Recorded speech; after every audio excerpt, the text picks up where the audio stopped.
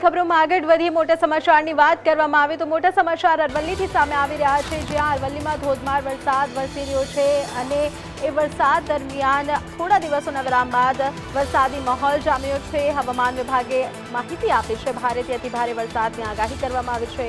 મોડાસા શહેર સહિત આસપાસના વિસ્તારોમાં ભારે પવન સાથે વરસાદ નોંધાયો છે, તો કામ વગર ઘરની બહાર ના નીકળવા તંત્રની સૂચના પણ આપવામાં આવી છે। મોટા સમાચાર અરવલ્લીથી आपने जणावी दे कि मोडासामां धोधमार वरसाद वरसी रह्यो छे। वरसादनी शरूआत थई गई छे। थोड़ा दिवसोना विराम बाद वरसादी माहोल जाम्यो छे। हवामान विभागे पण माहिती आपी छे। भारेથી અતિ ભારે વરસાદની આગાહી કરવામાં આવી છે વિભાગ તરફથી। મોડાસા શહેર સહિત આસપાસના વિસ્તારોમાં ભારે પવન સાથે વરસાદ નોંધાયો છે। કામ વગર ઘરની બહાર ના નીકળવા તંત્રની અપીલ પણ કરવામાં આવી છે। આપને જણાવી દઈએ કે શાળા જતા બાળકો માટે પણ મુશ્કેલી પડી રહી છે, કેમ કે વરસાદી માહોલથી સર્જાતા રસ્તાઓ પણ નદી નાળાઓમાં ફેરવાઈ ગયા છે, જેથી લોકો પણ હેરાન પરેશાન થઈ રહ્યા છે।